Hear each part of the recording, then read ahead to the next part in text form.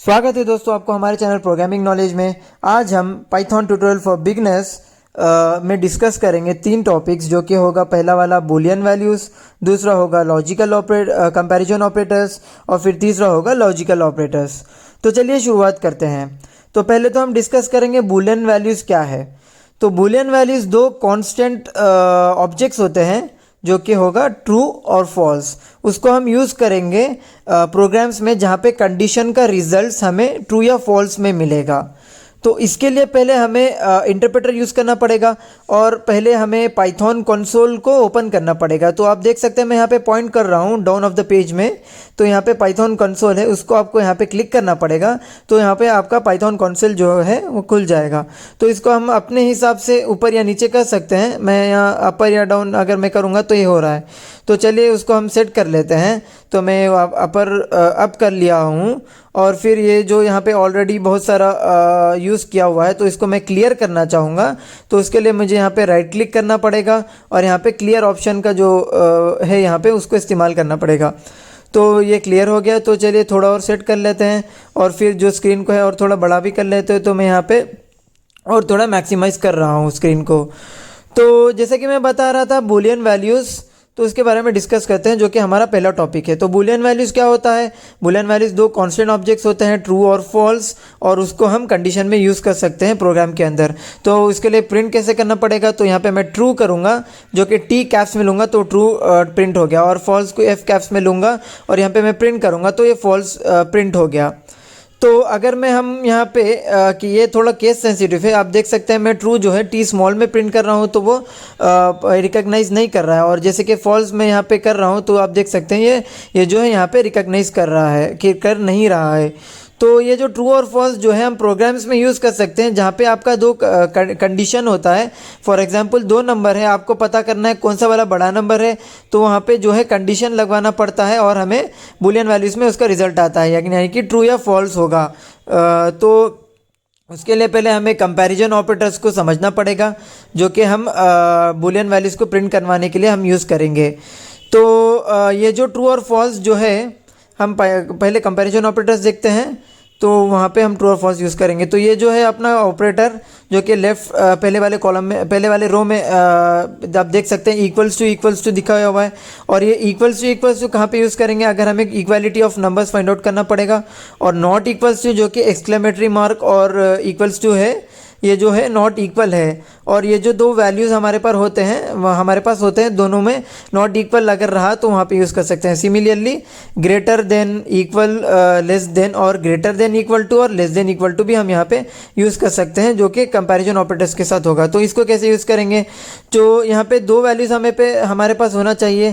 पहला वैल्यू पहले वाले वेरिएबल में होगा, दूसरा वैल्यू दूसरे वेरिएबल में होगा। तो पहला वैल्यू जो वेरिएबल होगा हम पहले लेफ्ट हैंड साइड में करेंगे और दूसरा वैल्यू जो है वाई के यानी कि राइट हैंड साइड में करेंगे। और इन बिटवीन हम यहाँ पे यूज़ करेंगे अपना कंपैरिजन ऑपरेटर, जो कि इक्वल्स टू मैं दिखा रहा हूँ पॉइंट आउट करके, वो यहाँ पे यूज़ करेंगे। तो x इक्वल्स टू वाई, यानी कि फॉर एग्जांपल 10 इक्वल्स टू 10 हो गया। Similarly not greater than, less than, और फिर greater than equal to, less than equal to and not equal to यहाँ पे यूज़ करेंगे। तो चलिए यहाँ पे हम डेमोन्स्ट्रेशन करेंगे, जो कि हमने कंपैरिजन ऑपरेटर्स को देखा हुआ है। तो इसके लिए पहले मुझे यहाँ पे विदाउट वेरिएबल हम यहाँ पे डेमोन्स्ट्रेट करेंगे। अब यहाँ पे देखिए मैं एक 10 ग्रेटर देन 9 ले रहा हूँ, तो यहाँ पे ट्रू प्रिंट होगा। और यहाँ पे इन बिटवीन हमने कंपैरिजन ऑपरेटर, जो कि ग्रेटर देन का सिंबल है, वहाँ पे यूज़ किया हुआ है। और 10 लेस देन 9 यहाँ पे मैं यूज़ कर रहा हूँ, तो आप देख सकते हैं बूलियन वैल्यू फॉल्स प्रिंट हो गया, क्योंकि 9 जो है छोटा वैल्यू है और 10 बड़ा वैल्यू है। और यहाँ पे मैंने 9 को पॉइंट आउट करते हुए लेस देन दिया हुआ है। तो और मैं यहाँ इक्वल्स टू यूज़ कर रहा हूँ, 100 इक्वल्स टू 100 यूज़ कराऊंगा तो ट्रू प्रिंट होगा, क्योंकि दोनों इक्वल नंबर है। और फिर यहाँ पे मैं 99 देता हूँ तो ये फॉल्स आएगा, क्योंकि दोनों इक्वल नंबर नहीं है। तो ये था हमारा इक्वल्स टू यहाँ पे हमने यूज़ किया। तो यहाँ पे नॉट इक्वल्स टू अगर मैं यूज़ करूँगा तो ट्रू प्रिंट होगा, क्योंकि 100 नॉट इक्वल्स टू 99 है, क्योंकि दोनों इक्वल नंबर नहीं है। तो यहाँ पे नॉट इक्वल्स टू, इसका हम यहाँ पे कंपैरिजन ऑपरेटर यूज़ करेंगे तो इसका वैल्यू जो है हमें ट्रू में प्रिंट हो जाएगा। ट्रू वैल्यू ट्रू दिखा देगा। तो अभी हम वेरिएबल्स के साथ इसको यहाँ पे प्रिंट करवाते हैं। तो इसके लिए मैं पहले वेरिएबल एक्स डिफाइन कर रहा हूँ 20 को लेकर, और वेरिएबल वाई यहाँ पे मैं डिफाइन कर रहा हूँ 30, और उसके बाद दोनों वेरिएबल को लेकर हम कंपैरिजन ऑपरेटर्स यूज़ करेंगे, जो कि हमने इसके पहले दिखा हुआ था कंपैरिजन ऑपरेटर्स में। तो यहाँ पे मैं एक्स ग्रेटर देन और इक्वल टू वाई दे रहा हूँ, यानी कि 20 ग्रेटर देन और इक्वल टू वाई, यानी कि इसका फॉल्स में आएगा, क्योंकि 20 30 से बड़ा तो नहीं हो सकता। तो इसलिए यहाँ पे एक्स ग्रेटर देन और इक्वल टू वाई, यानी कि एक्स 20 है वाई 30 है, तो 20 ग्रेटर देन और इक्वल टू वाई तो नहीं हो सकता। तो ये था ग्रेटर देन और इक्वल टू। चलिए एक और एग्जांपल यहाँ पे लेते हैं। मैं यहाँ पे x इक्वल्स टू 30 लूँगा, और फिर एक और बार मैं क्या करूँगा, यहाँ पे x वेरिएबल लूँगा और कंपैरिजन ऑपरेटर यहाँ पे यूज़ करूँगा लेस देन और इक्वल टू y। y का जो आप देख सकते हैं पुराना वैल्यू 30 था, और इसका नया वैल्यू मैंने 30 डिफाइन किया हुआ था। तो 30 लेस देन और इक्वल टू 30 यहाँ पे ट्रू आएगा, क्योंकि आप देख सकते हैं यहाँ पे लेस देन और इक्वल टू जब हम डिफाइन करते हैं तो एक और कंडीशन हो सकता है 30 और लेस देन और इक्वल टू 30। तो इक्वल टू जब आएगा तो यहाँ पे ट्रू ही प्रिंट होगा। तो ये था लेस देन और इक्वल टू। इसी के साथ साथ हम यहाँ पे स्ट्रिंग्स में भी हम कंपैरिजन ऑपरेटर यूज़ कर सकते हैं और बुलियन वैल्यूज़ को हम यहाँ पे ला सकते हैं। तो मैं यहाँ पे अभी क्या कर रहा हूँ, सिंगल एपोस्ट्रोफी में मैंने हेलो डिफाइन किया हुआ, और डबल एपोस्ट्रोफी में मैंने हेलो प्रिंट कराया, और दोनों को कंपैरिजन ऑपरेटर्स इक्वल्स टू यहाँ पे लिया।